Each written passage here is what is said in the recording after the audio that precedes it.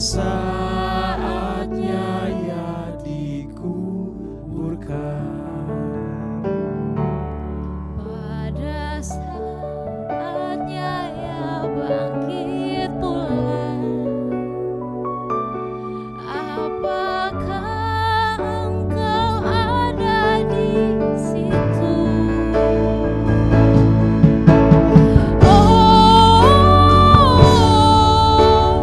Membuatku merasa gentar.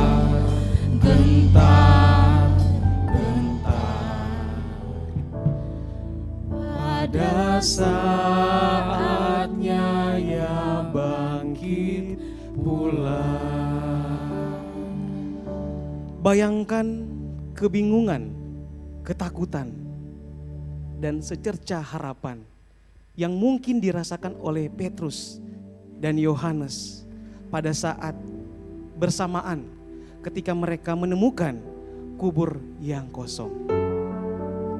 Mereka merasakan harapan dari Kristus telah hilang. Tetapi tanpa mereka sadari, sebenarnya harapan yang sejati itu sedang datang. Kadang perasaan yang sama juga terjadi dalam kehidupan kita. Kita merasa bahwa Kristus tidak hadir dalam hidup kita. Tetapi sebenarnya Tuhan sedang menyiapkan hal yang terbaik bagi kita dan membuat kita terpesona. Mari jemaat Tuhan, hari ini kita menyambut kemenangan dari Kristus. Mari kita berdoa. Tuhan yang akbar, Tuhan yang hidup, dan Tuhan yang menang. Kami bersyukur hari ini umat-Mu datang untuk merayakan kebangkitan-Mu dari kematian. Sungguh maut tidak dapat mengekang Engkau karena Engkau Tuhan. Kebangkitan membuktikan bahwa Engkau sungguh Mesias yang datang untuk menyelamatkan umat manusia dari belenggu dosa. Teguhkan hati kami ya Tuhan. Kuatkan kami yang lemah, agar kami boleh melayani Engkau lebih baik lagi di hari-hari mendatang. Ya Tuhan, yakinkanlah mereka yang belum percaya kepada Engkau, agar mereka juga dapat seperti kami bahagia oleh karena terlepas dari tindasan dosa. Di dalam nama Tuhan Yesus kami berdoa. Amin.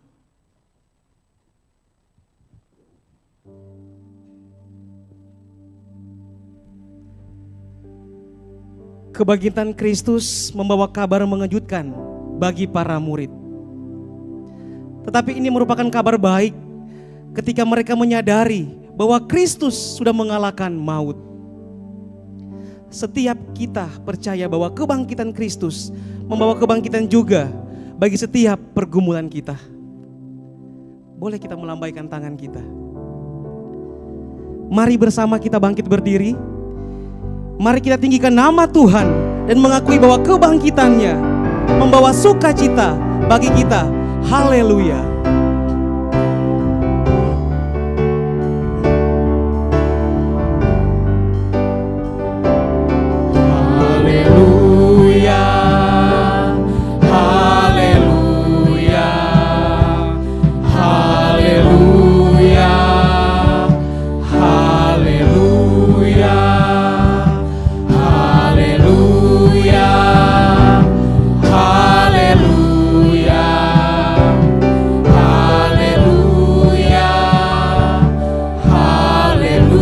Sudah bangkit,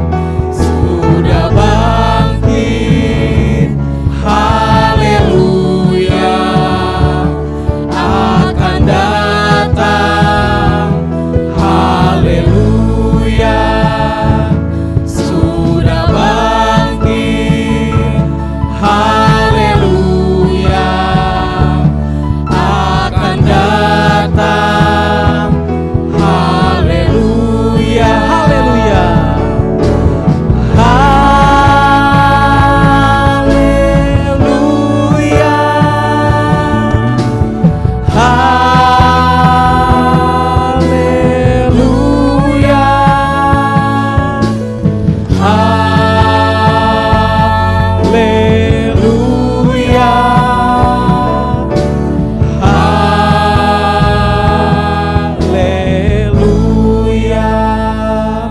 Bapak Ibu dipersilakan untuk duduk kembali.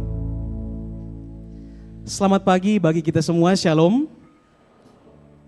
Kita sudah mendengarkan dan merasakan peristiwa di pagi hari pada saat murid-murid Yesus menemukan bahwa kuburnya kosong. Mereka seperti kehilangan harapan. Bingung, takut karena kehilangan tokoh yang begitu hebat, karismatik, dan penuh rasa kasih sayang kepada semua orang. Yesus tidak hilang atau pergi, tetapi ia bangkit dari kematian dan selalu bersama dengan kita. Karena dia adalah Allah kita yang dahsyat, yang layak untuk menerima segala pujian. Mari kita angkat pujian, Allahku dahsyat.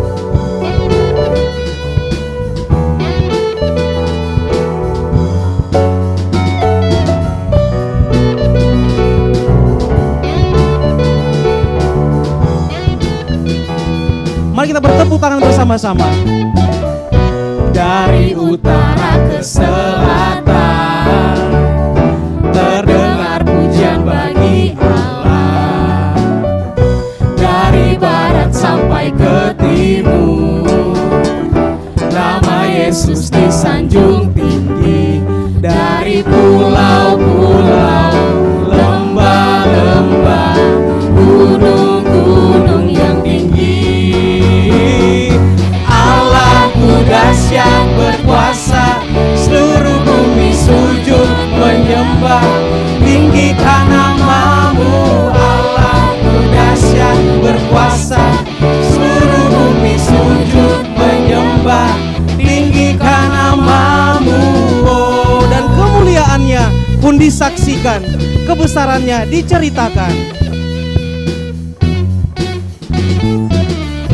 Kemuliaannya disaksikan, kebesarannya diceritakan. Yaitu Yesus, Yesus, Yesus, nama Yesus. Nama Yesus. Nama Yesus disanjung tinggi. Dari pulau-pulau, lembah-lembah, gunung-gunung yang tinggi, Allahku dahsyat berkuasa, seluruh bumi sujud menyembah, tinggikan namamu. Allahku dahsyat berkuasa, seluruh bumi sujud menyembah, tinggikan namamu. Allahku dahsyat berkuasa, seluruh bumi sujud menyembah, tinggikan namamu. Allahku dahsyat berkuasa, seluruh bumi sujud menyembah, tinggikan namamu. Oh, tinggikan namamu. Oh, tinggikan namamu. Oh. Bisa berikan tepuk tangan yang penuh meriah buat Tuhan kita Yesus Kristus. Puji Tuhan. Kebangkitannya membuat kita merdeka. Ya Bapak Ibu.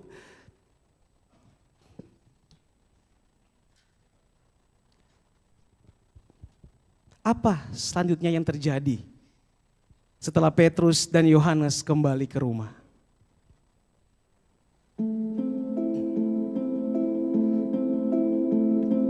Dalam duka yang menusuk, dalam perasaan yang campur aduk, Maria masih tetap berada di luar kubur sambil menangis karena melihat kubur kosong, mayat Yesus tidak ada. Tiba-tiba seorang pria muncul dan bertanya, "Mengapa engkau menangis?" Dengan suara gentar, Maria menjawab, Karena mereka telah mengambil Tuhan saya. Maria yang tidak mengenalinya dan memohon untuk diberitahukan di mana tubuh Yesus diletakkan. Tanpa sadar bahwa Maria sedang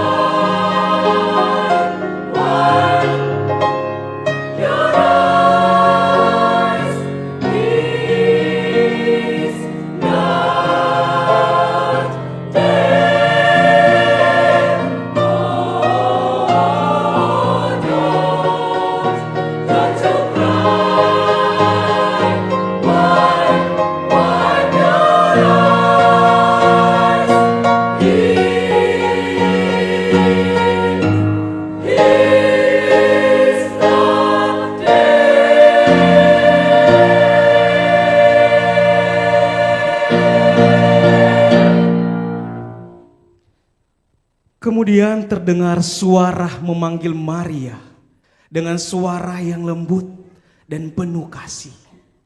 Maria. Hatinya langsung mengenali suara itu. Itu adalah Yesus yang hidup.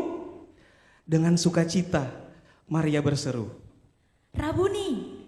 Yesus yang telah bangkit berkata kepadanya untuk pergi memberitakan kepada murid-murid bahwa dia akan kembali kepada Bapanya. Maria berlari dengan penuh kegembiraan untuk memberitakan kepada semua orang. Aku telah melihat Tuhan.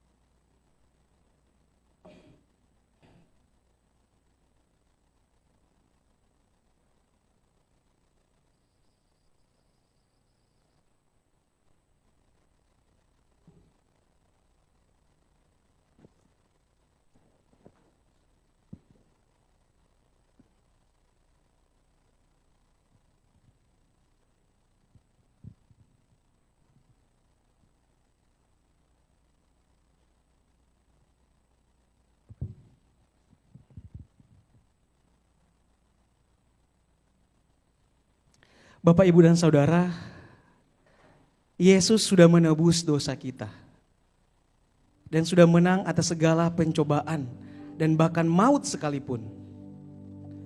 sebagai anak-anak Allah, kita pun juga harus terus belajar untuk menang atas segala pencobaan yang ada di hadapan kita. Mari kita mengaku dosa di hadapan Tuhan atas segala pelanggaran, atas segala hal-hal yang tidak berkenan yang kita lakukan di hadapan Tuhan. Saya memberi waktu kepada kita untuk mengaku setiap dosa kita. Dipersilakan.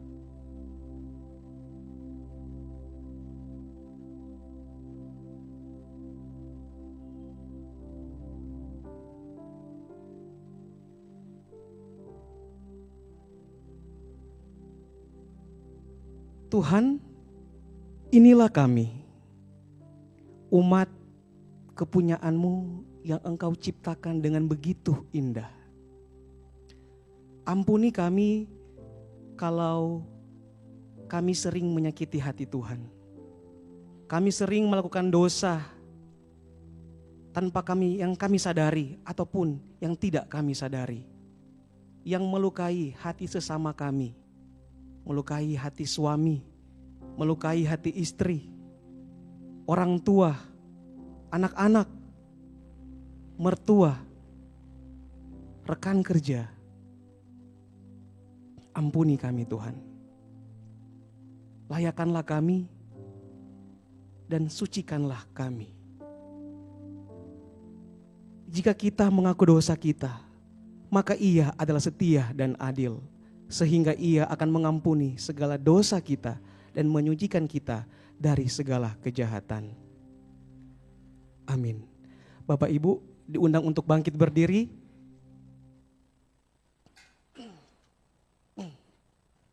Roma 10 ayat 9 menyatakan, sebab jika kamu mengaku dengan mulutmu bahwa Yesus adalah Tuhan dan percaya dalam hatimu bahwa Allah telah membangkitkan Dia dari antara orang mati, maka kamu akan diselamatkan.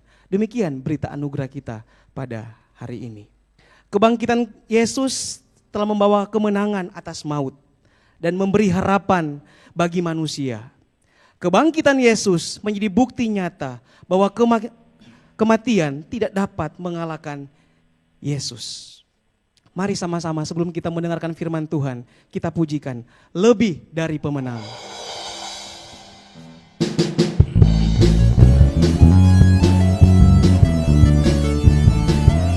Mari kita bertepuk tangan bersama-sama.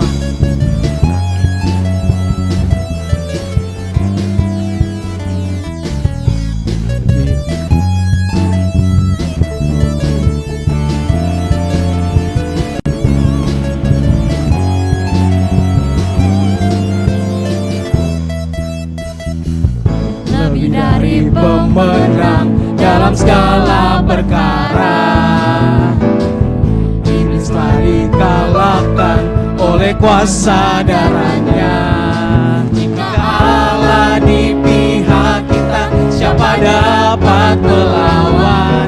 Kita lebih dari pemenang. Haleluya, haleluya. Kibarkanlah panjinya, Yesus Raja segala raja. Haleluya, bangkitlah gerejanya, kita lebih dari pemenang. Lebih dari pemenang di dalam segala perkara. Iblis telah dikalahkan oleh kuasa darah Yesus.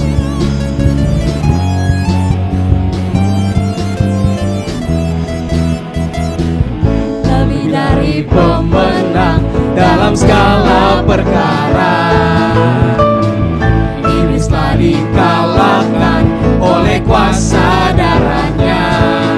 Jika Allah di pihak kita, siapa dapat melawan? Kita lebih dari pemenang. Oh haleluya, haleluya. Kibarkanlah panjinya, Yesus Raja segala raja. Haleluya, bangkitlah gerejanya, lebih dari pemenang. Lebih dari, haleluya. Haleluya. Kibarkanlah panjinya, Yesus Raja segala raja. Haleluya. Haleluya. Bangkitlah gerejanya, kita lebih dari pemenang. Saya lebih dari pemenang.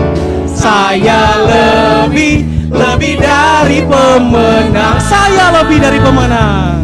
Saya lebih dari pemenang.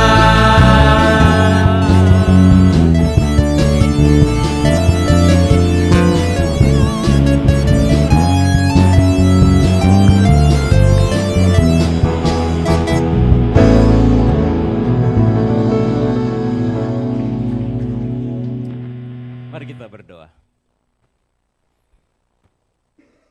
Allah Bapa di surga, kami sungguh bersyukur untuk hari kemenangan yang Tuhan berikan kepada kami. Kemenangan Yesus Kristus atas dosa, atas kuasa maut diberikan bagi kami. Terima kasih Bapa, kami sungguh kagum akan kasih-Mu, kagum akan kebaikan-Mu bagi kami sekalian. Kami merayakan kemenangan Kristus atas dosa.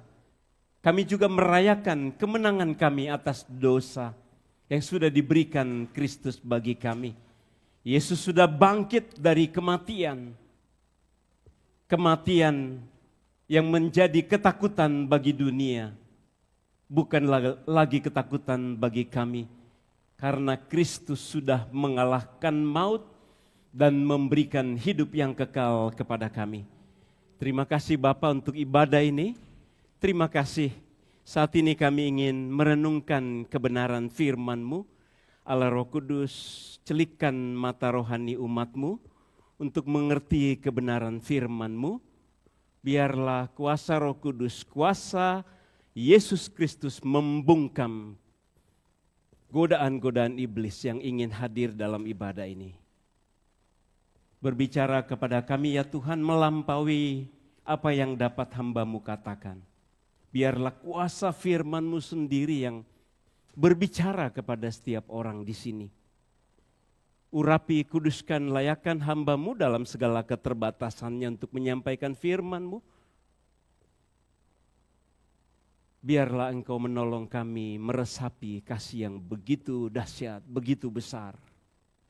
Dan kami mensyukurinya setiap hari, merasakan kuasa kebangkitan itu setiap hari.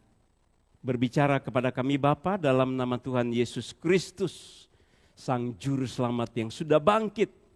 Kami berdoa bersyukur, haleluya, amin.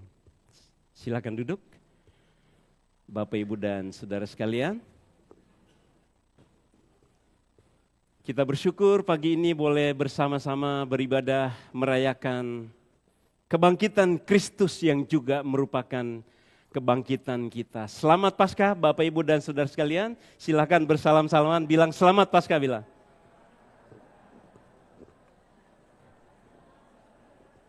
Ya, boleh berdiri, beri salam kepada yang belum disalam, katakan selamat Paskah.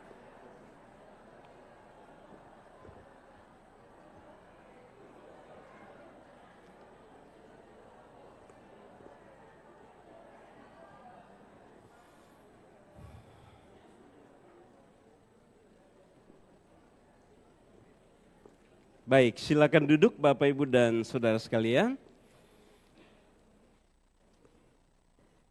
Silakan duduk. Kita sungguh bersyukur untuk ibadah Paskah pada hari ini yang sudah kita persiapkan bersama dengan baik. Andai kata Bapak Ibu mau cari ibadah Paskah yang salah satu yang terbaik di Jakarta, ada di mana? Di sini. Setuju? Tepuk tangan.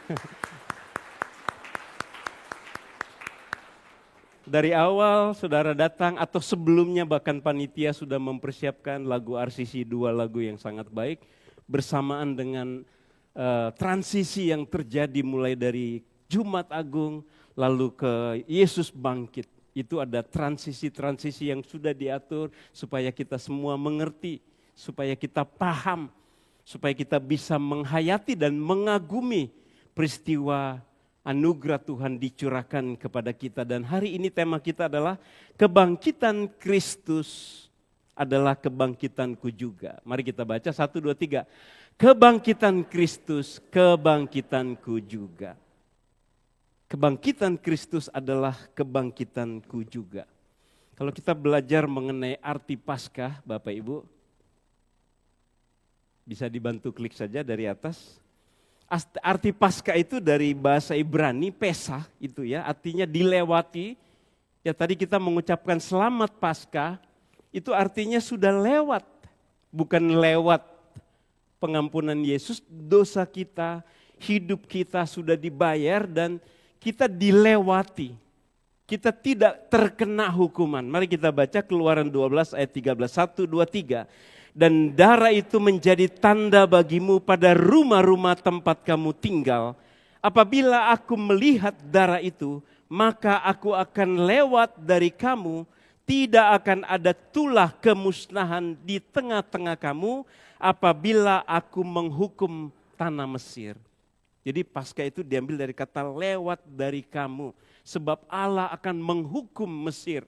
Bahkan binatang juga dihukum mati. Semua anak sulung akan mati di sana. Siapapun yang tinggal di Mesir pada waktu itu, kalau malaikat Tuhan lewat di sana mengelilingi tanah Mesir, kalau tidak ada darah di pintu rumah mereka, di atas, kiri, kanan, seperti di gambar ini, maka pasti ada tangisan kematian di sana. Belum sampai situ. Ya. Nah, jadi transisi Paskah itu adalah ketika Allah mau mengeluarkan umat Israel dari Mesir.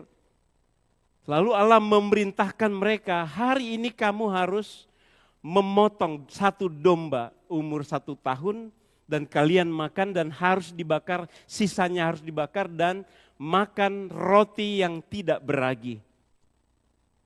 Dan mereka harus siap-siap keluar dari tanah Mesir. Jadi Paskah itu adalah mereka makan daging domba berumur 1 tahun secukupnya satu keluarga. Dan kalau ada sisa harus dibakar. Makan roti tidak beragi. Kristus benar-benar tidak tercemar. Kristus benar-benar kudus, dan dikatakan darah itu harus dibubuhkan di pintu, tiang pintu kiri, kanan, dan atas. Dan ketika apabila aku melihat darah itu Allah sendiri, maka aku akan lewat, Passover, Pesah, Paskah. Jadi tidak akan ada hukuman, tidak akan ada kemusnahan ketika darah itu diberikan. Dan transisi itu bicara mengenai transisi kepada Kristus. Ya, kita lihat gambarnya sekarang. Ya, kita melihat urutan-urutan. Di dalam perjanjian lama mereka mau keluar dari Mesir lalu menuju tanah Kanaan. Allah memerintahkan domba. Domba Allah. Lalu Allah berkata, kalau ada darah aku tidak akan menghukum kamu dan kamu lewat, dilewati, tidak akan dihukum. Tidak akan dibinasakan. Lalu Yesus menggenapi Paskah itu di dalam perjamuan kudus yang dilakukan terakhir. Jadi Paskah sudah terjadi pada perjanjian lama karena mereka dilewati, tidak dihukum. Itu Paskah pertama. Lalu Paskah yang sesungguhnya biasanya dalam tradisi orang Yahudi ketika mereka merayakan Paskah, ya jadi sesudah peristiwa Paskah mereka keluar dari Mesir, Tuhan memerintahkan kamu harus melakukannya turun-temurun, terus-menerus harus dilakukan. Dan pada akhirnya Yesus juga melakukan dengan murid-muridnya Paskah itu sesuai dengan perjanjian lama. Jadi mereka makan daging, minum anggur, makan roti tak beragi, tetapi Yesus tidak bilang seperti rabi-rabi bilang inilah roti yang dimakan oleh nenek moyang kami. Yesus tidak ngomong gitu. Tetapi orang-orang Yahudi, mereka ketika merayakan Paskah, ketika mereka makan di rumah, nanti pemimpinnya, mungkin bapaknya atau dalam kumpulan orang Yahudi dia berkata inilah roti yang dimakan oleh nenek moyang kita. Mereka makan roti lalu makan daging. Yesus tidak berkata begitu. Yesus berkata apa? Inilah tubuhku yang dipecahkan bagi kamu. Lalu dia mengambil anggur ya, karena darah yang tadi di perjanjian lama adalah tanda, tetapi darah Kristus bukan lagi tanda, tetapi sebuah kenyataan pengorbanan Kristus di kayu salib. Maka Yesus juga disebut anak domba Allah yang disalibkan, yang disembelih. Maka sesudah Yesus membayar dosa kita di kayu salib, Paskah itu sudah terjadi pada hari Jumat. Amin Bapak Ibu. Makanya teman-teman saya karena mereka bukan Kristen, WA beberapa dari dalam grup, selamat Paskah buat teman-teman yang merayakan. Berulang-ulang akhirnya saya bilang, sebetulnya Paskahnya nanti hari Minggu, tetapi sebetulnya juga tidak apa-apa karena itu merupakan satu peristiwa, satu konsep yang menyatu dari Jumat Agung sampai kepada hari Minggu kebangkitan Kristus. Jadi memang setiap hari dan sudah berpuluh tahun kita merayakan Paskah. Jadi Jumat Agung itu sudah terbayar dosa kita. Amin Bapak Ibu. Sudah terbayar. Kasih tahu kiri kanan, sudah dibayar bilang. Dosa kita sudah dibayar oleh Kristus. Only by Jesus, only by faith, only by grace. Jesus paid it all. Sola Christus, solus Christus.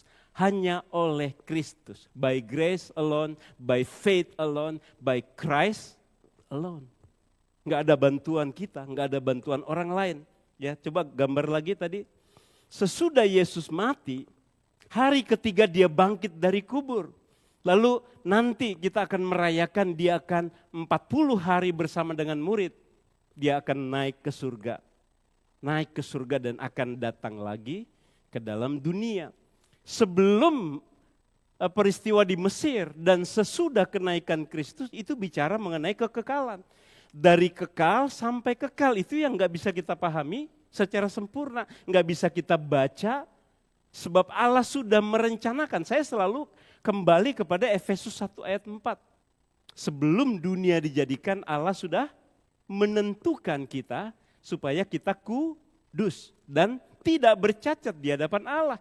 Itu ayat 4, ayat 5. Allah sudah memilih kita sebelum dunia dijadikan. Di ayat 4 menentukan supaya kita kudus dan blameless. Tidak ada tuntutan sama sekali. Jadi sekarang kalau dia, mengapa orang Kristen disebut mati masuk surga? Karena sudah tidak ada tuntutan, tidak ada cacat, tidak ada kesalahan dalam diri kita di hadapan Allah. Kenapa? Karena sudah dibayar. Sudah lunas terbayar dan hanya oleh Yesus Kristus.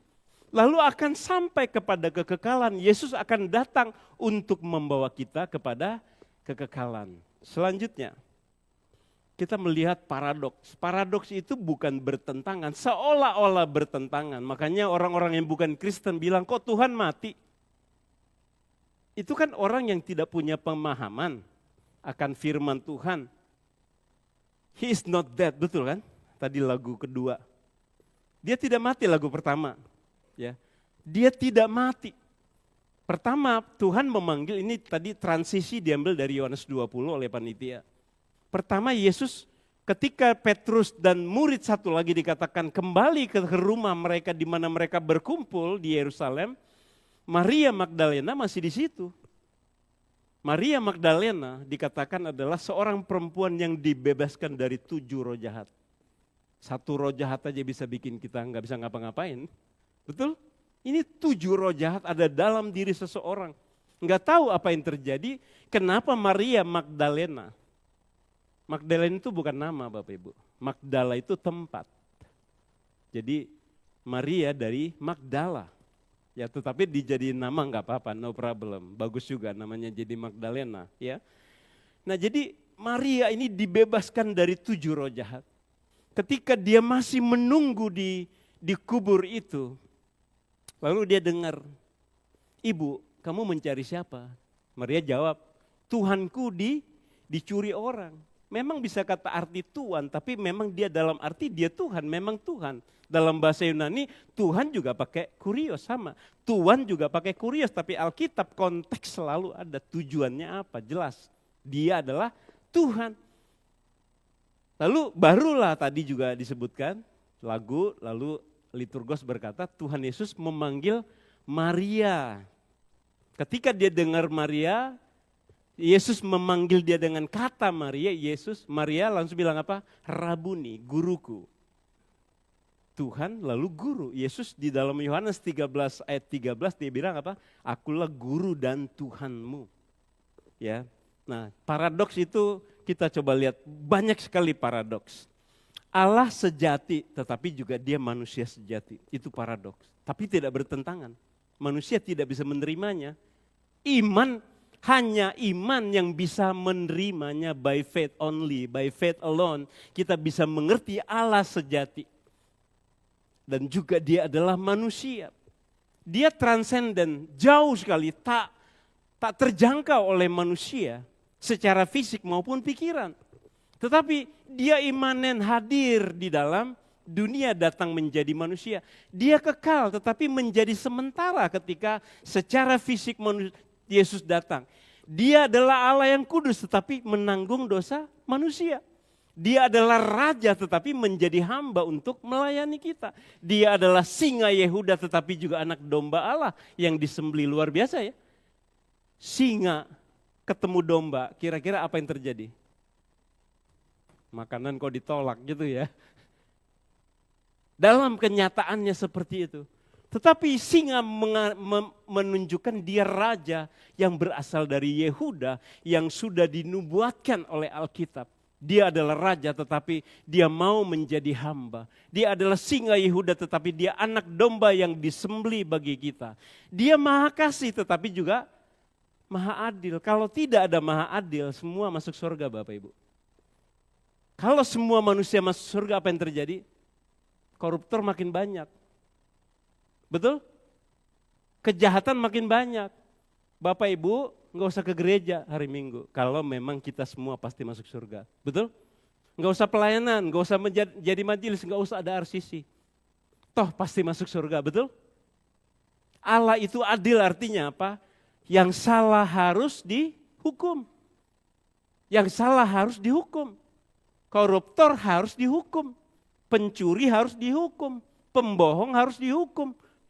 Penggosip harus dihukum. Di sini siapa yang tidak pernah berbohong, pasti dihukum. Kalau enggak pernah berbohong tetap dihukum karena statusnya memang pembohong, pendosa. Dan kita semua pasti sudah pernah berbohong. Oh, kok enggak pada ngaku ya, suaranya kecil. Kita semua pasti sudah pernah berbohong, apalagi kalau lagi kejepit. Kalau kejepit atau cari pujian. Cari pujian, cari sensasi. Manusia sangat haus pujian. Manusia sangat haus pengakuan. Siapa itu manusia? Lihat kiri kanan saudara, itu manusia. Dia haus pujian. Dia haus pengakuan. Demi pujian dan pengakuan orang bisa berbohong. Orang bisa bergosip. Orang bisa menjelekkan orang lain supaya dia yang kelihatan hebat. Tajam. Kemarin saya di dalam doa pagi kan juga renungan. Apa yang paling jauh dari hidup manusia? Masa lalu, kita nggak bisa balik lagi, betul? Apa yang paling dekat dengan manusia? Jawabannya adalah kematian. Apa yang paling tajam dalam hidup manusia? Bukan pedang, bukan pisau. Apa? Jadi hati-hatilah. Lidah kita lebih tajam dari pisau yang buatan Italia atau buatan Jepang yang stainlessnya. Bagus banget, ditempa, dibakar dengan panas yang sangat tinggi, sudah diasah. Lidah kita tetap jauh lebih tajam dari golok atau pisau tertajam di dunia. Jadi hati-hatilah menggunakan lidah. Kasih tahu kiri kanan, hati-hati bilang, pakai lidah. Sangat menyakitkan kalau dia salah digunakan. Sangat menyedihkan, bisa menjatuhkan mental orang, bisa merusak nama orang, bisa merusak identitas orang hanya dengan satu perkataan yang tidak benar, betul?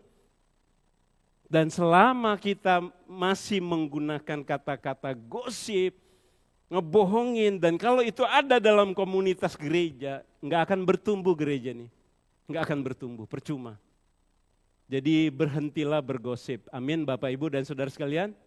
Berhenti apa? Ya puji Tuhan, saya senang banget kalau jemaat berhenti gosip. Saya tidak pernah bergosip. Kalau Bapak Ibu dengar saya bergosip, datengin saya, jangan ngomong di luar sana. Katanya nggak boleh gosip. Pak Robert bergosip, datengin saya. Apa yang saya omongin, apakah betul saya bergosip atau tidak? Konfirmasi dulu dong, saya ngomong apa, saya dengar dari siapa, saya ngomong apa. Saudara belum dengar dari saya, tapi di luar sana udah teriakin nama saya. Kayak orang demo aja teriaknya. Orang yang gampang marah itu orang sombong Bapak Ibu. Orang apa? Ya udah pasti, dia merasa diri lebih tinggi, lebih hebat, merasa diri lebih baik. Yesus pemberi hidup tapi mati di kayu salib. Tetapi matinya Yesus bukan mati sia-sia atau kalah, tetapi dia hidup. Nah jadi kita melihat Bapak Ibu ya, dari transisi ini, sistem ibadah, sistem agama dunia dengan sistem kekristenan itu berbeda. Alkitabnya sudah beda, sistem ibadahnya juga beda, tujuannya juga beda, caranya juga beda. Isi Alkitab kita beda dengan Alkitab apapun yang ada di dunia ini.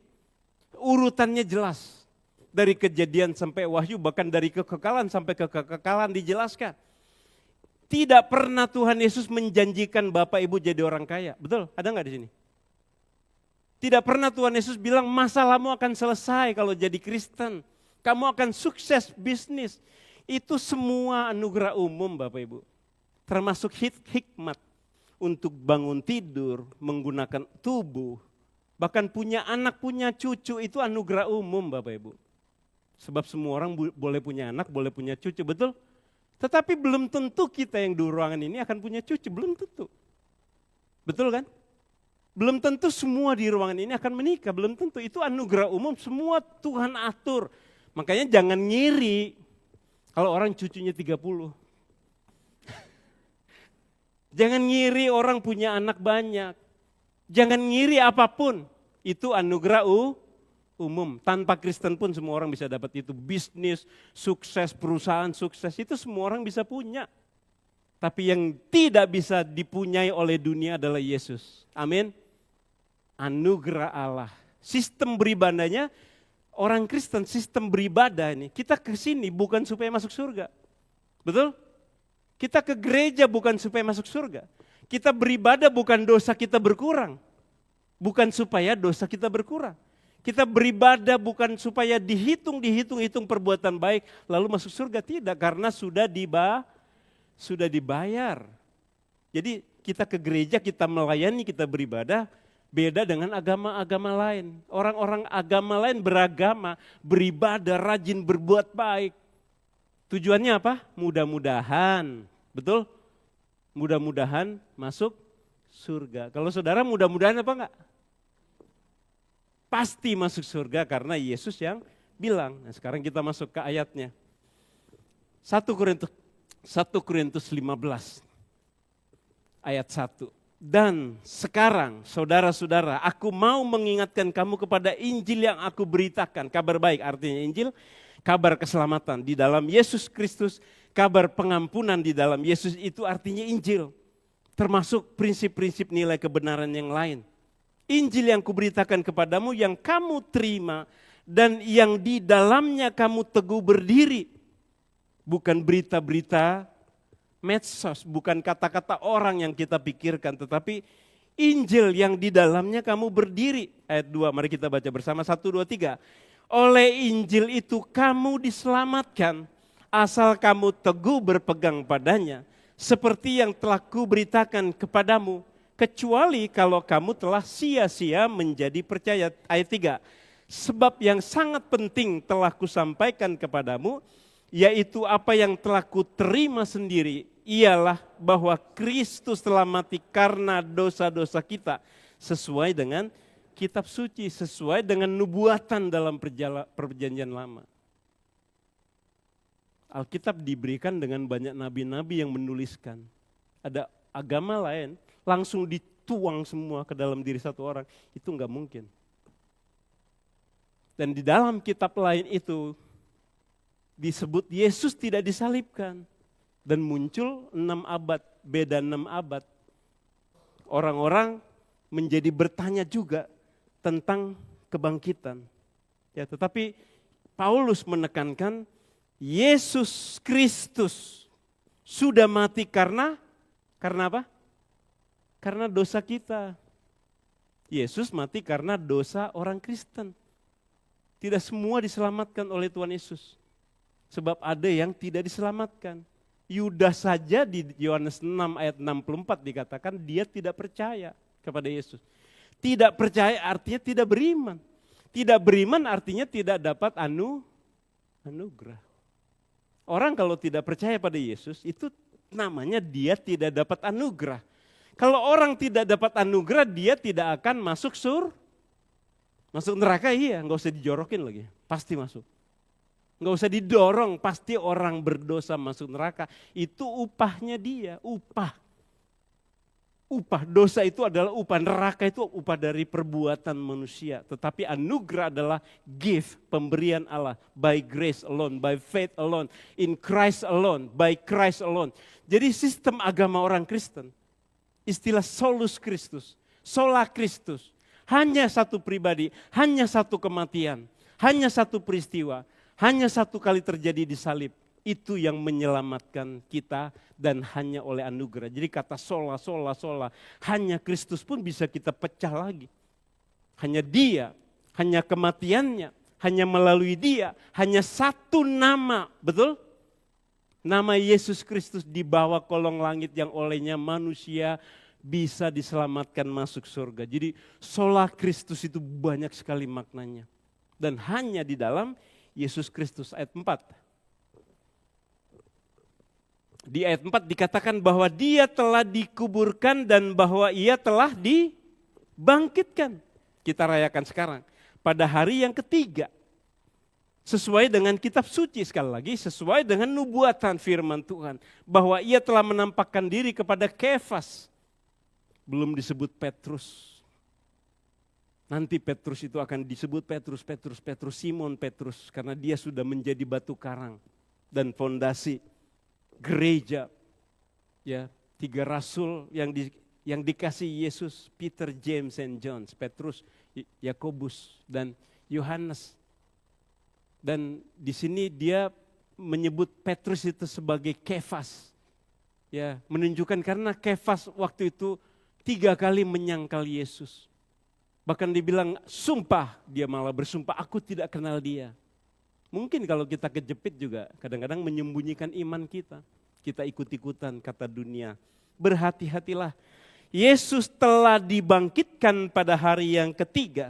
Sebagai manusia dia nggak bisa membangkitkan dirinya. Tetapi sebagai Allah. Dan kita tahu Allah Bapa, Putra, Roh Kudus adalah unity. Satu kesatuan yang tidak pernah terpisah dalam keilahiannya. Allah membangkitkan tubuh Yesus dari kematian itu dan ia menampakkan diri sesudah bangkit dari kematian pertama kepada Maria Magdalena di Yohanes 20. Sebab Maria yang nunggu di situ. Ya, barulah Yesus menampakkan diri kepada mereka waktu itu malam-malam hari Minggu seperti ini, hari ketiga. Malam-malam mereka berkumpul, Yesus datang. Nanti baca Yohanes 20, kalimat Tuhan Yesus apa? 3 kali Yesus bilang, damai sejahtera bagimu. Mereka belum sense, karena mereka berkumpul, pintu ditutup, tiba-tiba kok ada orang datang ngomong. Ya, lalu Tuhan Yesus bilang, ini lihat lambungku, lihat jariku, lihat kakiku yang dipaku. Lalu dia bilang lagi, damai sejahtera bagimu. Nanti di ayat berikutnya Tuhan Yesus, itu kan ayat 21, ayat 23. Lalu Yesus bilang, terimalah Roh Kudus. Dia menghembuskan Roh Kudus di situ. Dia memberikan Roh Kudus supaya mereka memberitakan Kristus dan Tuhan bilang damai sejahtera bagimu. Jadi Paskah ketika Yesus selesai bangkit dari kubur, kalimat pertama yang bukan menyebut nama, apa yang keluar dari mulut Yesus kepada murid-murid, damai sejahtera. Lalu kepada ke-12 murid Yesus menunjukkan diri lalu menampakkan diri kepada 500 orang sekaligus. Nah sekarang ayat 12. Orang meragukan Yesus sudah dibangkitkan. Murid-murid pun datang ke kubur itu nggak mau ngapain? Mau lihat tubuh Yesus. Karena mereka nggak paham. Mereka belum tahu. Dan tidak ada dalam dunia ini orang bisa bangkit sendiri lalu jalan-jalan, nggak ada. Nggak ada dalam pikiran murid-murid Yesus bangkit langsung jalan-jalan, nggak ada. Makanya di Alkitab dikatakan karena mereka tidak tahu. Sesudah Yesus ngomong berkali-kali hadir baru mereka sadar. Nah ayat 12 dikatakan oleh Rasul Paulus kepada jemaat di Korintus. Bila mana kami beritakan bahwa Kristus telah dibangkitkan dari antara orang mati.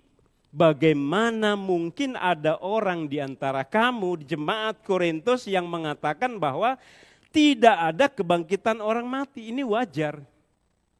Wajar. Akal budi manusia pasti pikirannya nggak ada kebangkitan orang mati. Betul?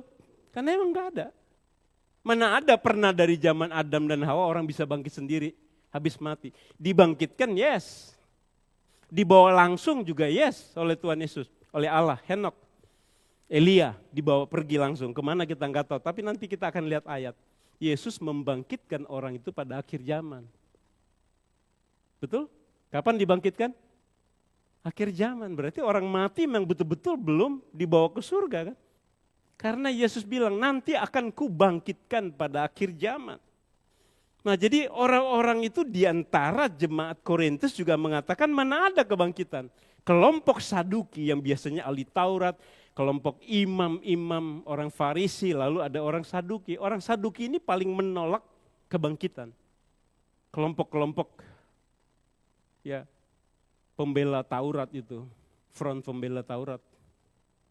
Salah satunya adalah kelompok Saduki yang pokoknya mereka anti. Kalau ada rasul, kalau ada murid Yesus bicara mengenai kebangkitan, stop, mati, bunuh loh. Selalu begitu mereka, sebab mereka nggak tahu, nggak mau terima, sebab tanpa iman manusia nggak akan mungkin paham, nggak mungkin akan menerima ada kebangkitan. Kalau tidak ada kebangkitan orang mati, Yesus pun nggak perlu bangkit. Itu kalimat Rasul Paulus di ayat 13. Tetapi andai kata Kristus tidak dibangkitkan, maka sia-sialah pemberitaan kami, sia-sia kami menjadi rasul, sia-sia juga kamu punya iman kalau Yesus tidak dibangkitkan. Artinya pasca saja, kematian Yesus saja di kayu salib itu nggak cukup. Itu masih setengah paket. Kalau mati, semua mati, udah selesai. Nggak ada gunanya, betul? Yesus harus bangkit baru selesai.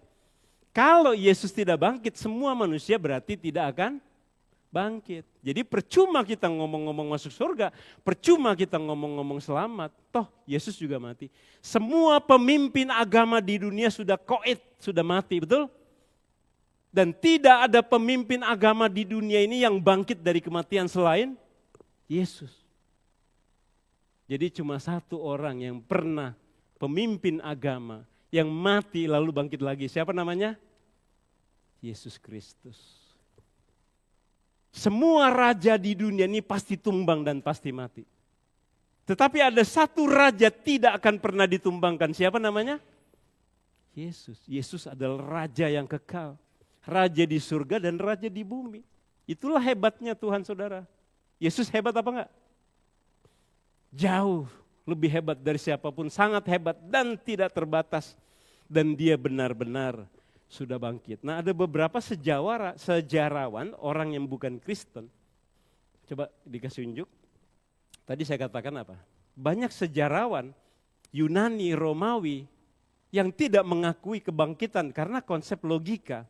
Termasuk tadi saya sebutkan Al-Quran menyebut Yesus tidak disalibkan karena diganti. Bahkan ada yang bilang Yesus diganti oleh Petrus, bukan Yesus. Dan kuburannya bahkan ahli Taurat juga di Bapak Ibu baca kitab Injil. Ahli Taurat itu memberi hoax, membayar. Jadi sistem bayar-membayar itu juga banyak di Alkitab. Menyogok prajurit, menyogok polisi, menyogok tentara, menyogok hakim. Jangan-jangan ngikutin dari sini ya. Tapi Alkitab kan tidak mengajarkan menyogok, cuma peristiwa nyogok itu dilakukan oleh siapa? ahli kitab yang pakai jubah keren, yang pakai stola keren, yang hafal iota titik koma Alkitab. Mereka membayar prajurit supaya bilang, Yesus dicuri, nggak bangkit. Cuma tubuhnya itu udah dicuri, makanya kebuka itu pintu semua, dicuri. Ini ahli Taurat terganggu identitasnya, terganggu dompetnya karena pengikut mereka pindah ke pengikut Yesus. Identitas goyang, uang juga dompet goyang, penghidupan goyang. Mereka bikin hoax, bayar para prajurit, kasih tahu ke semua orang. Yesus mayatnya dicuri dan banyak orang percaya. Semua orang percaya kepada hoax. Karena tidak punya iman. Dan kita lebih mudah percaya kebohongan daripada kebenaran. Karena keberdosaan kita, daging kita ini berdosa. Kalau ada yang menguntungkan buat diri kita bisa jatuh dalam kebohongan Bapak Ibu dan saudara sekalian. Betul? Jadi berhati-hatilah. Nah, Flavius Josephus lahir tahun 37, Yesus mati tahun 33 setengah. Jadi beda 4 tahun kan umurnya. Yesus mati dulu baru dia lahir 4 tahun kemudian. Namanya Flavius Josephus, sejarawan Yahudi, orang Yahudi. Nah, waktu perang antara Yahudi dengan kerajaan Roma, dia malah lari ke pihak Romawi, membela, lalu ngomong-ngomong yang salah, melemahkan orang Yahudi. Tapi dia bertobat, dia menyesal, dan dia membuat satu buku yang berjudul Peperangan Yahudi. Dan termasuk kisah hidupnya sendiri, disitulah dia menuliskan mengenai Yesus Kristus. Di era Pilatus, ditangkap, disidang, disalibkan. Itu bukan orang Kristen. Bukunya jelas sampai sekarang. Orang-orang teologi yang sekolah teologi pasti cari bukunya dia. Apa sejarah yang terjadi ketika Yesus dan hanya jarak berapa tahun. Ya, dia membuat buku itu tahun 90. Bapak Ibu percaya Indonesia udah merdeka? Ada proklamator, namanya siapa? Soekarno, udah mati. Lalu membuat proklamasi. Kami bangsa Indonesia, betul? Mengaku dan sebagainya. Itu udah 80 tahun umurnya, masih percaya nggak sekarang? Masih percaya Bapak Ibu Indonesia udah merdeka? Masih percaya Soekarno-Hatta pernah hidup? Pernah mengucapkan proklamasi? Ini cuma 50 tahun jaraknya. Antara Flavius Josephus membuat buku dan sekarang merupakan salah satu buku sejarah terbaik mengenai kematian Yesus.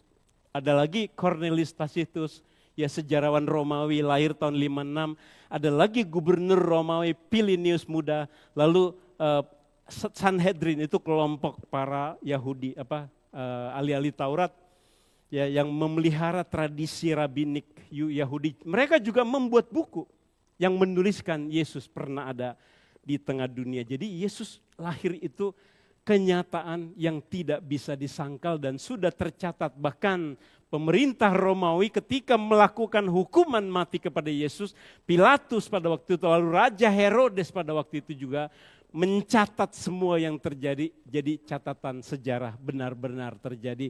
Jadi Yesus itu betul-betul sudah bangkit Bapak Ibu. Amin.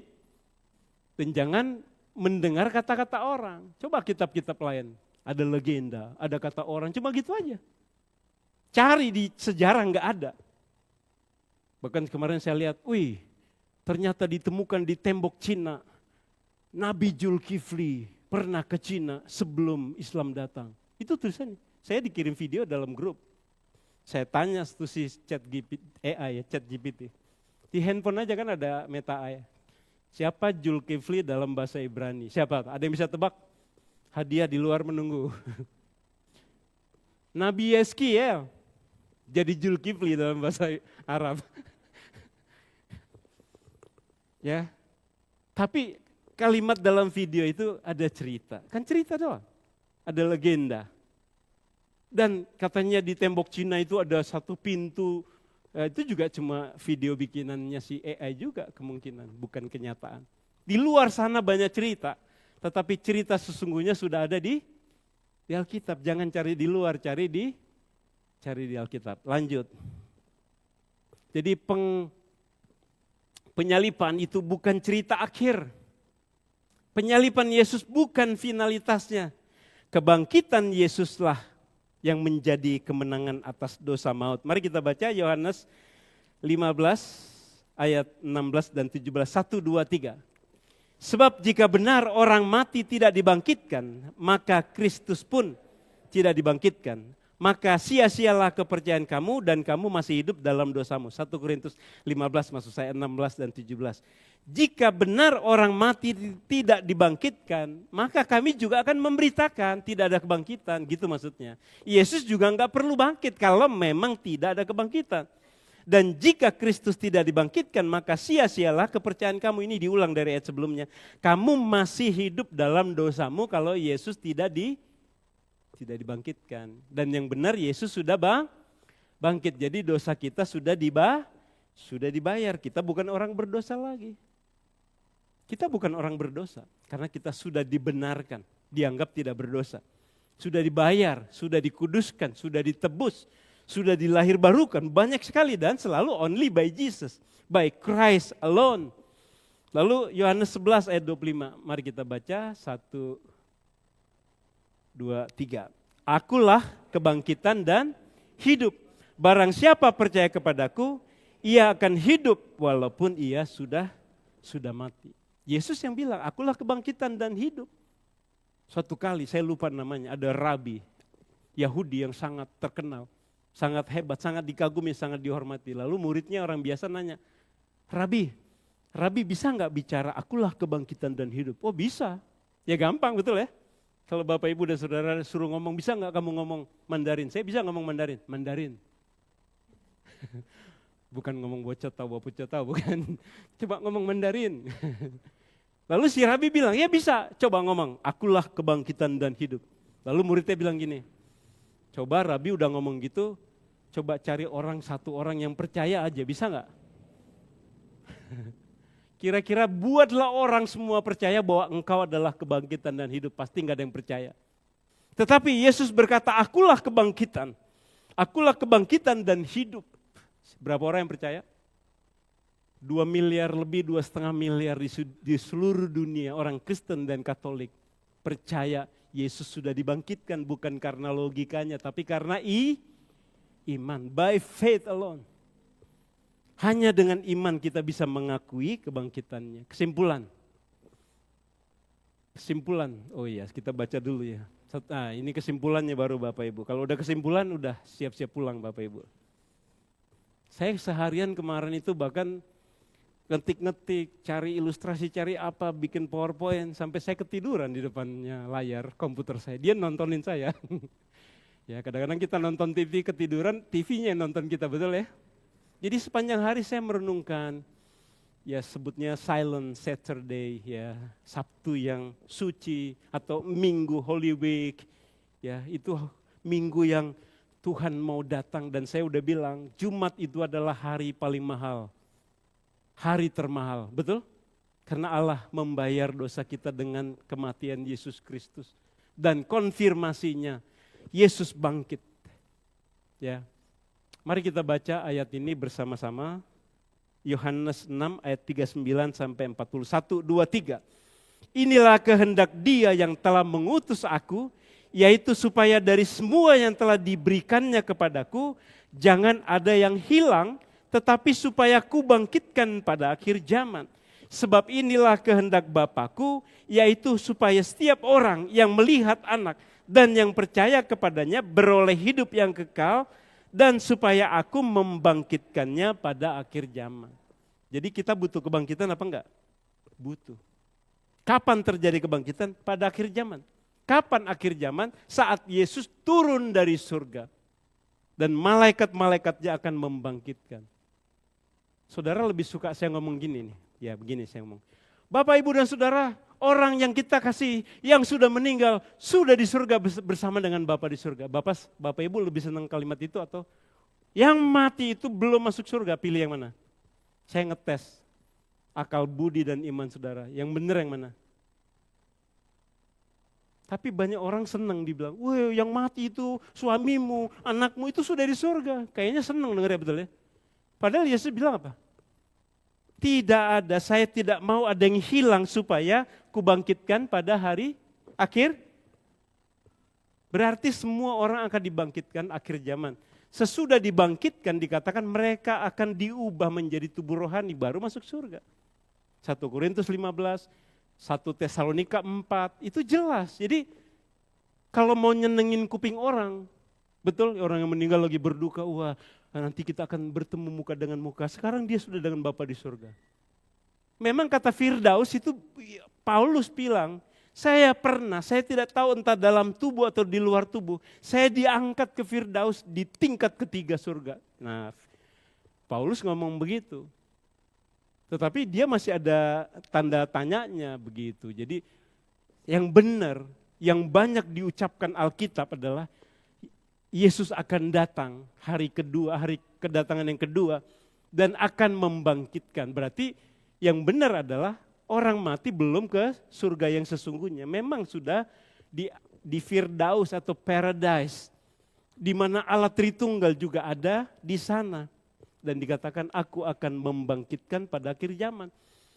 Petrus dalam surat-suratnya, Paulus dalam surat-suratnya bilang apa? Yang kuingini, yang paling kurindukan adalah melihat Yesus datang turun dari surga dan memanggil umatnya untuk dipertemukan dalam perkawinan antara mempelai Kristus dengan kita, anak-anak yang ditebus. Jadi memang ada, nggak ada yang duluan ke sono.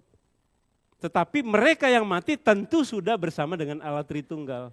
Di 1 Tesalonika 4 dikatakan dia bersekutu dengan Kristus di tempat di mana Yesus ada. Dan Yesus ada di surga, ada di dimanapun. Yesus sekarang ada di sini enggak?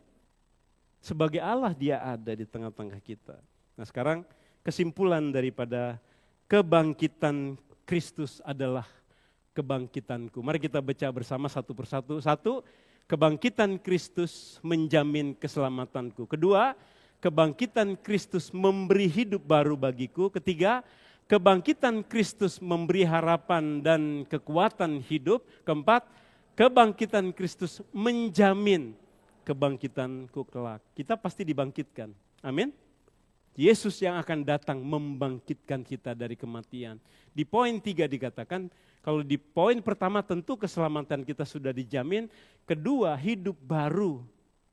Hidup baru, kita sudah lahir baru dan harus hidup baru. Beda lahir baru dengan hidup baru. Semua orang yang percaya Yesus sudah lahir baru. Tetapi belum tentu hidup baru. Bapak Ibu pasti lihat tuh di medsos. Ada ketua sinode mendapat uang hibah dari Pemda. Enak banget ya. Pasti miliaran betul ya. Coba geser KB ketua sinode geseri coba.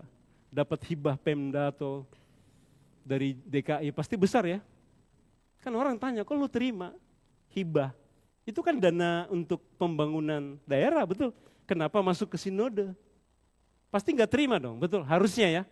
Kalau seorang pendeta yang tahu persis, ya itu lagi kasus sedang diselesaikan. Ya, saya tidak bisa menjudge kebenarannya.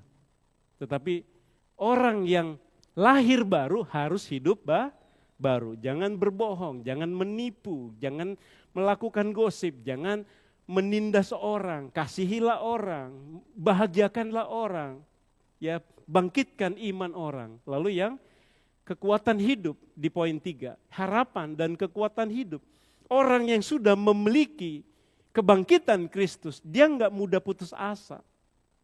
Amin. Tidak mudah menyerah. Karena kemenangan sudah diberikan, kepastian sudah diberikan. Ayat terakhir. Mari kita baca 1 Korintus 15 ayat 54 sampai 58. Semoga bisa baca. 1, 2, 3. Maka akan genaplah firman Tuhan yang tertulis.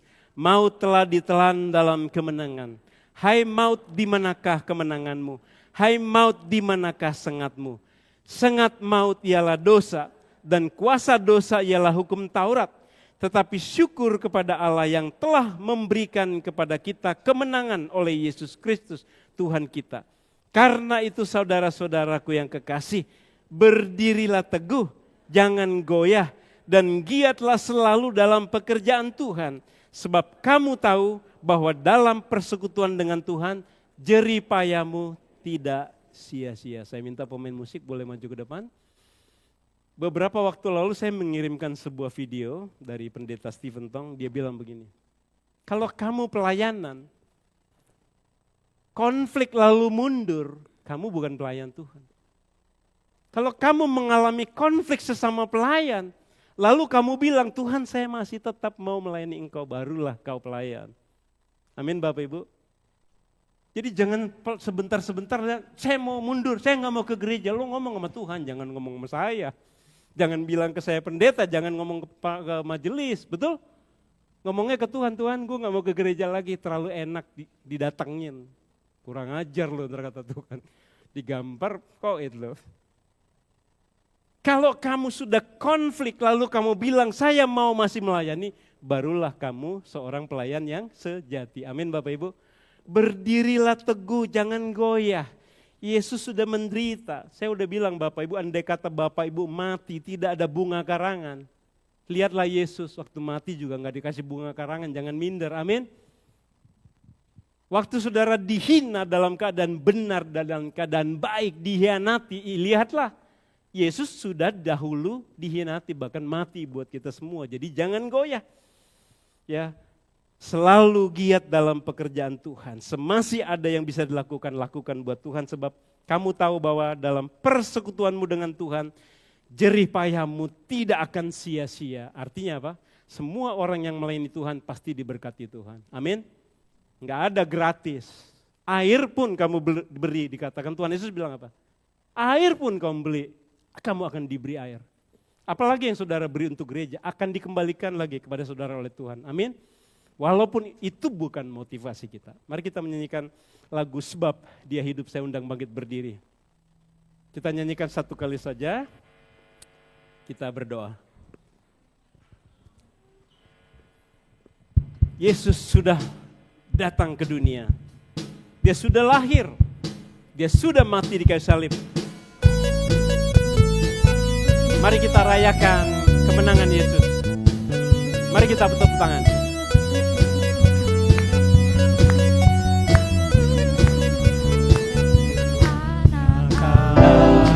Siapa namanya? Yesus namanya, Only one name. menyembuhkan, menyucikan, bahkan mati. Tebus apa? Tebus dosaku, kubur kosong membuktikan Dia hidup. Katakan Dia hidup. Sebab Dia hidup, ada hari esok.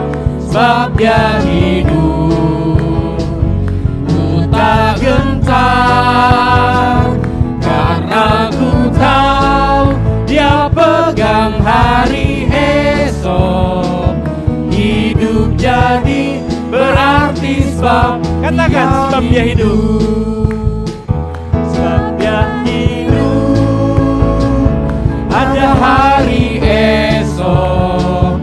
Sebab Dia hidup, ku tak gentar, karena ku tahu Dia pegang hari esok.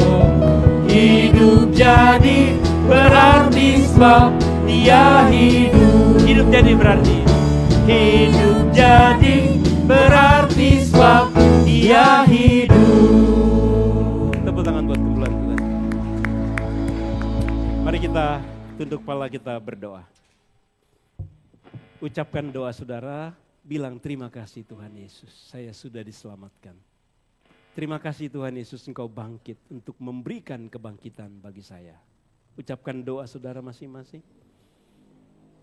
Berikan hidup saudara, harta saudara, talenta saudara untuk memuliakan Kristus. Kristus sudah terlebih dahulu memberi yang terbaik buat saudara. Saatnya saudara memberi yang terbaik bagi kemuliaan Allah untuk seluruh apa yang dipercayakan Allah kepada kita semua. Bapa di dalam surga, tak habis-habisnya kami mengucapkan syukur dan terima kasih. Karena Engkau sudah melakukan semua sempurna di dalam Kristus. Bahkan sebelum dunia dijadikan, Engkau sudah merancang, sudah menentukan, sudah memilih supaya Kami semua menerima anugerah keselamatan di dalam kematian Kristus di kayu salib. Engkau sudah melakukan semua dan Kristus sudah menggenapi semua dengan kelahirannya dan hingga kematiannya dan juga menjadi kebangkitan yang sudah nyata di dalam dunia. Semua orang akan mati, semua pemimpin agama sudah mati. Hanya Kristus yang bangkit karena Kristus adalah anak Allah, penebus, juru selamat, gembala kami, raja di atas segala raja. Terima kasih Bapa, biarlah setiap hari hidup kami dikuasai oleh kebangkitan Kristus. Setiap hari mulut bibir kami dikendalikan oleh kuasa kebangkitan Kristus. Hati dan pikiran kami dikuasai oleh kebangkitan Kristus. Hidup kami dengan berbagai masalah yang ada pun dikendalikan, dikuasai dan dibakar untuk hidup kami tidak goyah. Karena Yesus sudah mengalahkan maut. Yesus sudah memberikan kebangkitan bagi kami. Mampukan kami menghidupi kebangkitan-Mu ya Tuhan setiap hari, setiap saat, dimanapun kami berada. Juga ketika kami melayani di gereja. Kami tulus 100% hanya mau memuliakan Tuhan. Bukan diri kami, bukan untuk kepentingan diri kami, tetapi hanya bagi kemuliaan Allah. Mampukan kami ya Tuhan, menyatakan kebangkitan-Mu sebagai kebangkitan kami hari lepas hari. Di dalam nama Yesus Kristus, Raja di atas segala raja yang sudah bangkit bagi kami berdoa bersyukur. Haleluya. Semua berkata, amin. Silakan duduk Bapak, Ibu, dan saudara sekalian.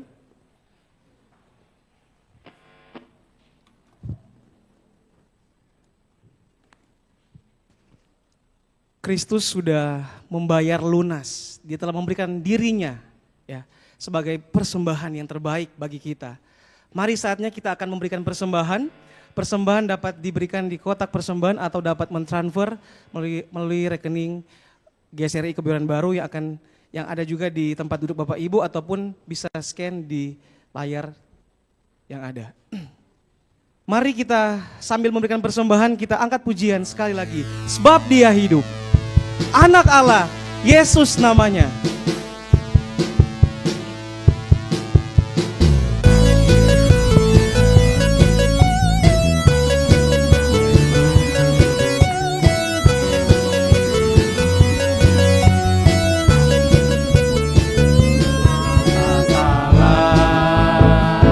Yesus namanya menyembuhkan, menyucikan, Dan Dia mati, bahkan mati, tebus dosaku, kubur kosong membuktikan Dia hidup. sebab Dia hidup. Sebab Dia hidup, ada hari esok. Sebab Dia hidup, ku tak gentar, karena ku tahu Dia pegang hari esok. Hidup jadi berarti sebab Dia hidup. Mari kita berdiri semua. Kita nyanyikan pujian ini sekali lagi dari awal. Anak Allah, Yesus namanya.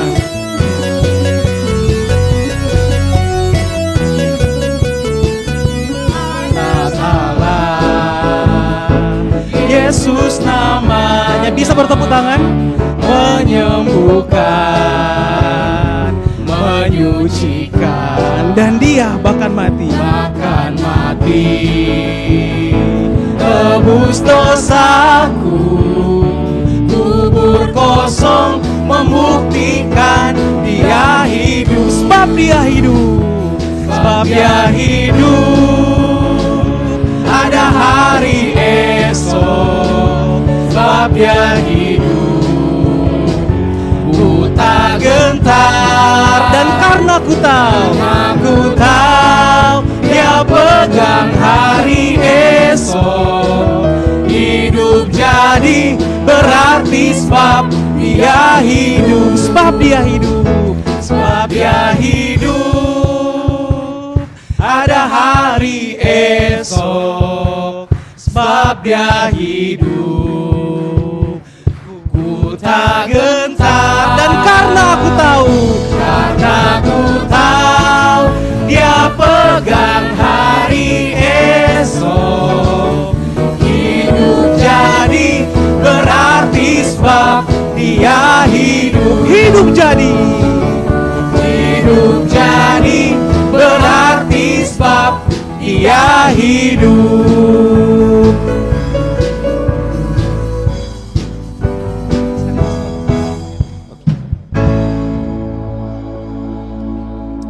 Mari kita berdoa. Sesudah doa persembahan saya akan berdoa syafaat untuk Jakarta, untuk Indonesia. Doakanlah Indonesia yang kita kasihi, supaya korupsi yang merajalela, apapun itu yang tidak baik, Tuhan tolong Indonesia menjadi lebih baik. Mari kita berdoa. Tuhan Allah Bapa di surga, kami sungguh bersyukur karena semua yang ada dalam hidup kami berasal daripada Engkau. Kami bersyukur Tuhan untuk talenta, untuk harta, untuk akal budi, untuk keluarga kami. Segala sesuatu yang kami miliki adalah pemberian Tuhan. Terima kasih Bapa, saat ini kami boleh mengembalikan apa yang berasal daripada Tuhan. Terimalah persembahan kami ya Bapa. Pakailah untuk pekerjaan pelayanan gereja-Mu di tempat ini atau dimanapun pelayanan akan dilaksanakan.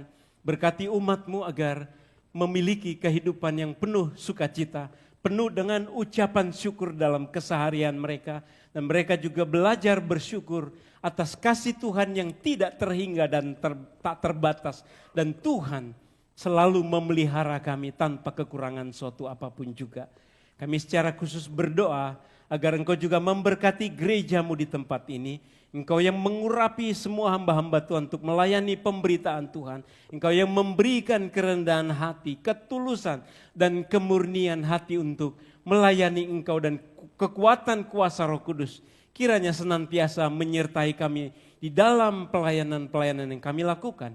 Berkati juga para penatua, para pengurus bagian-bagian, dan juga seluruh jemaat kami bergandengan tangan melayani Tuhan, melayani Raja kami dengan segenap keberadaan hidup kami. Kiranya Tuhan yang menopang, menolong, menyertai kami melakukannya. Kami juga teringat ya Tuhan, jemaat yang menderita karena kesakitan tubuh mereka terbatas. Mereka juga mengalami godaan-godaan iman di tengah kesakitan mereka. Mereka yang berobat jalan atau dirawat di rumah oleh keluarga mereka. Tuhan, biarlah kemenangan Kristus di kayu salib juga meyakinkan iman mereka, meneguhkan iman mereka. Mereka juga sudah ditebus, dibayar lunas, dan kebangkitan Kristus juga kebangkitan mereka. Kiranya Tuhan yang memberi pemulihan, menjaga iman mereka, dan juga seturut dengan belas kasihan dan kemurahan Tuhan memberikan kesembuhan bagi mereka dan bagi kami sekalian yang ada di ruangan ini. Pelihara kami semua, berkati kami semua. Secara khusus kami berdoa buat Jakarta. Ya Tuhan, berkati Gubernur Jakarta, Wakil Gubernur, semua staf pegawai daripada Pemprov DKI Jakarta di semua wilayah, bahkan hingga kecamatan, wali kota, kelurahan, lurah maupun tingkat RT yang terkecil pun mereka menjalankan tugas mereka dengan baik. Ada begitu banyak penyimpangan-penyimpangan yang terjadi, ada begitu banyak korupsi, ada begitu banyak ketidakadilan yang terjadi bahkan di dalam instansi-instansi pemerintahan. Kami berdoa Tuhan, jangan biarkan negara kami runtuh. Jangan biarkan negara Indonesia hancur.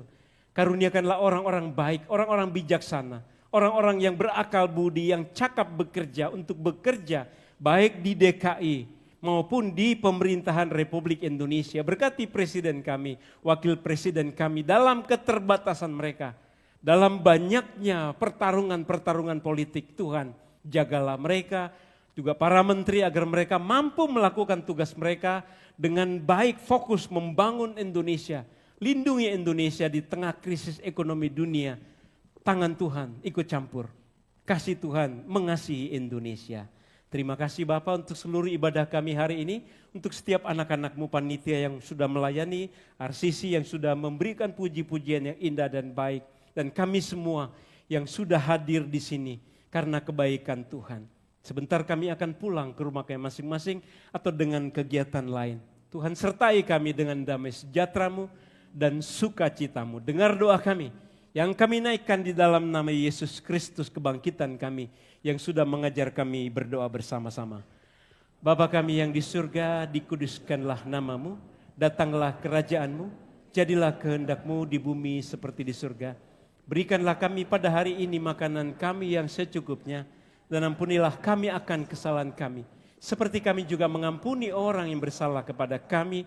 Dan janganlah membawa kami ke dalam pencobaan, tetapi lepaskanlah kami dari yang jahat, karena Engkaulah yang punya kerajaan dan kuasa dan kemuliaan sampai selama-lamanya.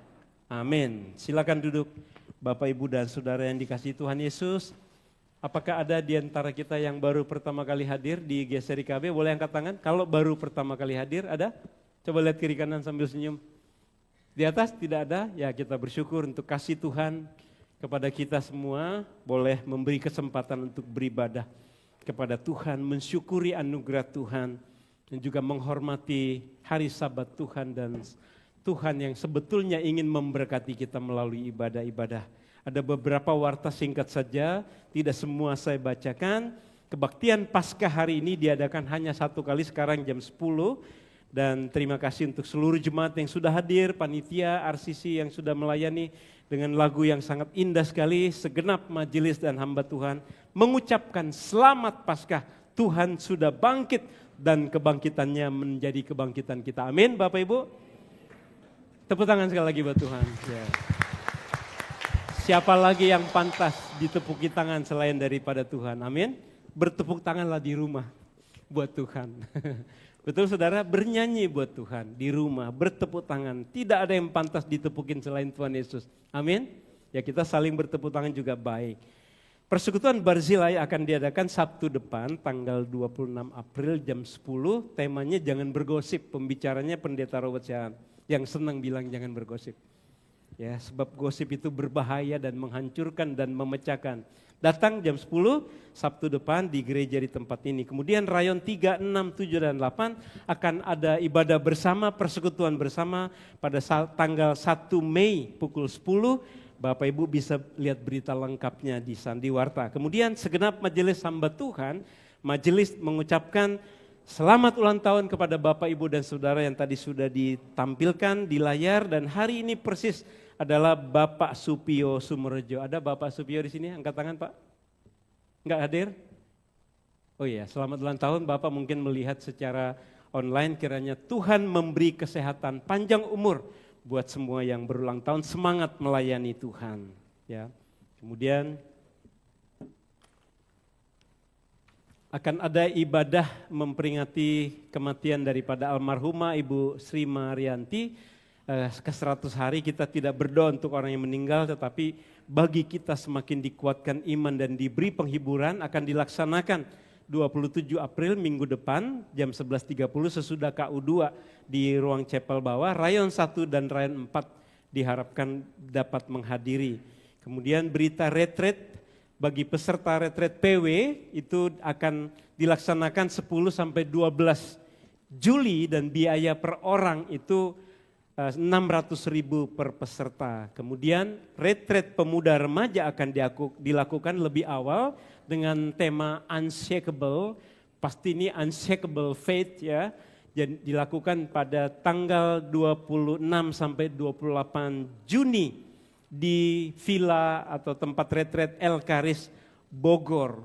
Kalau dihitung-hitung 3 hari di sana lalu bus. Semua acara itu lebih dari 1 juta biaya per orang. Jadi di sini biayanya hanya 300.000, itu sangat murah. Amin Bapak Ibu. Bapak Ibu dan Saudara yang tidak ikut retreat tapi ingin menyumbang. Bapak Ibu dapat memasukkan ke kotak persembahan atau melalui transfer. Doakan agar semua lancar. Kemudian untuk kebutuhan chapel di ruang Paulus bawah ya dari sekitar 170 juta yang dibutuhkan baik sound system maupun alat musik sudah terkumpul 60.600.000, masih kurang 108.400.000 dan uang itu ada di dompet saudara masing-masing.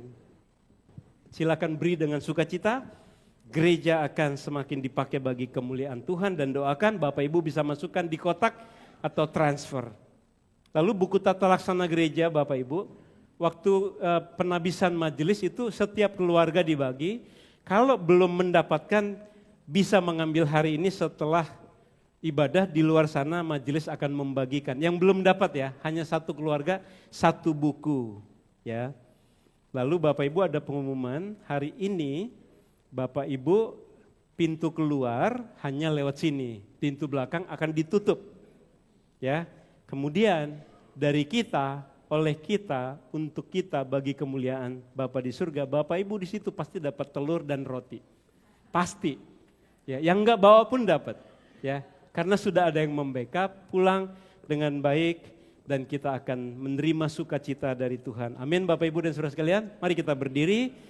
Kita akan bersama-sama menyanyikan lagu Bangkit Serukan Nama Yesus. Karena kita sudah menerima kebangkitan Kristus.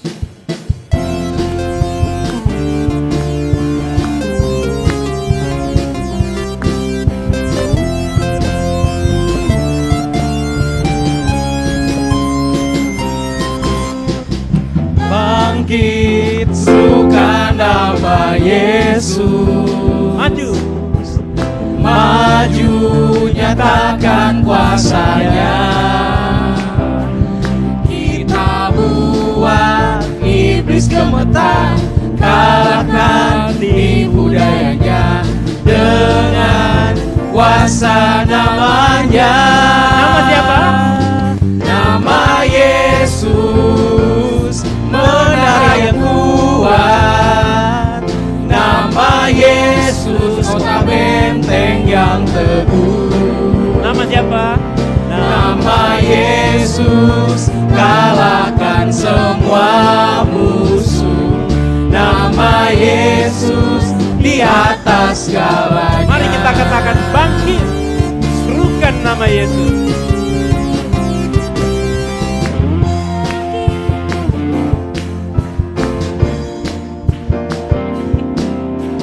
Bangkit, serukan nama Yesus, maju nyatakan kuasanya. Kita buat iblis gemetar, kalahkan tipu dayanya dengan kuasa namanya. Nama Yesus, menara yang kuat. Nama Yesus, kota benteng yang teguh. Nama siapa? Nama Yesus, kalahkan semua musuh. Nama Yesus, di atas segalanya. Mari kita pulang dengan membawa berkat Tuhan dan juga mengandalkan kuasa Yesus. Kita menyanyikan lagu doksologi dan kita akan menerima berkat dari Allah Tritunggal.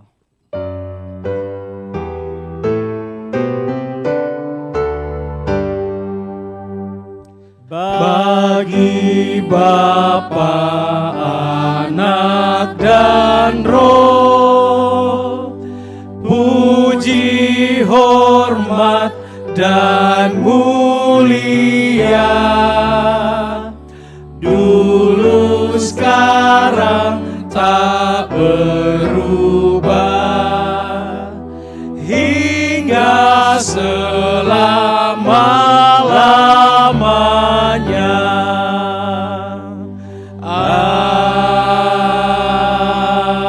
Amin. Jemaat yang dikasihi Tuhan Yesus Kristus, pulanglah, rasakan dan andalkan kekuatan kebangkitan Kristus yang dapat mengalahkan lawan, musuh, pencobaan apapun itu. Terimalah berkat Tuhan ini yang akan menyertai hidupmu, yang berasal dari Allah Tritunggal. Arahkan hati dan jiwamu hanya kepadanya dan terimalah berkat Allah. Kiranya anugerah dan damai sejahtera dari Allah Bapa Surgawi, damai sejahtera dari Yesus Kristus yang adalah Raja damai yang kekal, serta pertolongan, penghiburan, kekuatan, hikmat dan kuasa Allah di dalam Roh Kudus kiranya dicurahkan dan tinggal tetap menyertai dan memimpin seluruh hidupmu sekalian dari sekarang ini bahkan sampai selama-lamanya. Haleluya. Amin. Amin.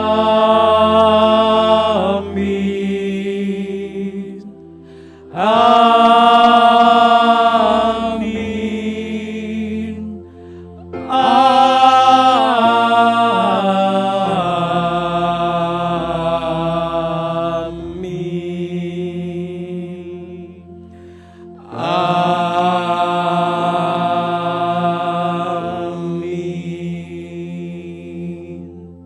Amin. Silakan duduk, doa teduh.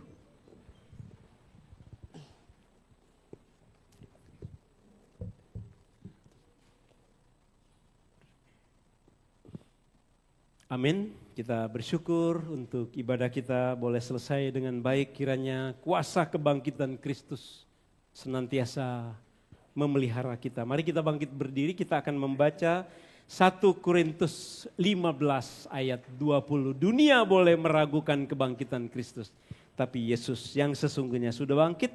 Kita baca 2 kali, 1, 2, 3. Tetapi yang benar ialah bahwa Kristus telah dibangkitkan dari antara orang mati sebagai yang sulung dari orang yang telah meninggal. 1 Korintus 15 ayat 20. Sekali lagi. Tetapi yang benar ialah Kristus telah dibangkitkan dari antara orang mati sebagai yang sulung di antara orang-orang yang telah meninggal. 1 Korintus 15 ayat 20. Selamat hari Minggu, selamat Paskah sekali lagi beritahukan. Yesus sudah bangkit, katakan. Sebab dia hidup. Pintu keluar hanya lewat depan, Bapak, Ibu, dan saudara sekalian.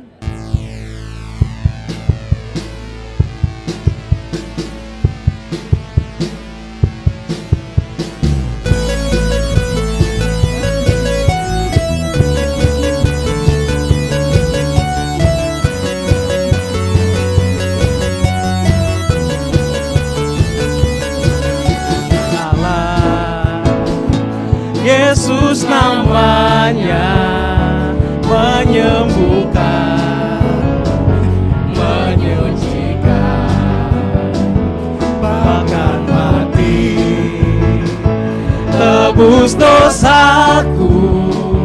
Kubur kosong membuktikan Dia hidup, sebab Dia hidup. Ada hari esok, sebab Dia hidup. Ku tak gentar, karena ku tahu Dia pegang hari esok. Hidup jadi berarti sebab Dia hidup.